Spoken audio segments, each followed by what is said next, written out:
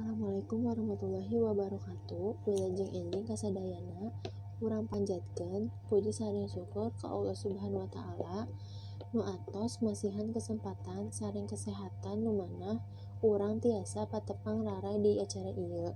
Ibu jeung bapak guru nu dipika hormat, sareng rerencangan nu dipika cinta, para warga nu dipika hormat musim kuring, dina waktos ieu abdi bade nganggudikeun pentingna urang ngajaga kesehatan kanggo hirup urang sadayana.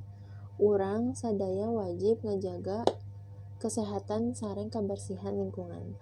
Teras urang teh kedah ngalaksanakeun hirup sadidinten jeung cara nu sehat.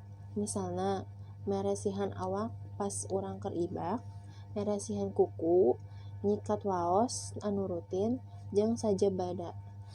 Tah eta teh contoh cara hirup nu sehat. Contoh nu sanesna urang kedah micen runtah di tempatna, terkenging sembarangan. Terus lamun nginduh ulah di mana wae, batuk atawa bersin ge kudu nutupan bahan ambeh henteu nularkeun virus ka batur. Urang teh kedah mika cinta kanu kebersihan diri urang, sangkan hate urang ge suci jeung bersih. Lamun urang hoyong, janten jalmi anu jak-jak waringkas urang, kedah sonson meresihan diri urang sorangan tina segala kotor nu aya, bade eta kotor jasmani atanapi kotor rohani. Upami meresihan kotor jasmani, urang teh kedah minang bandi meresihan lingkungan jeung segala kokotoran anu bisa nyababkeun penyakit di diri urang. Tuluy kumaha lamun bade meresihan kokotor rohani, carana nyaeta urang kudu ningkatkeun keimanan urang jeung ibadah urang ka Gusti Allah.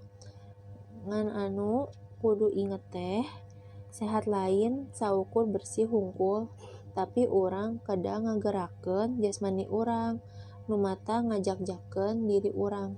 Misalna urang rajin olahraga. Hadirin sadayana, kecap sakitu pidato tentang kesehatan ieu. Hatur nuhun kana perhatosanana. Terima kasih. Wassalamualaikum warahmatullahi wabarakatuh.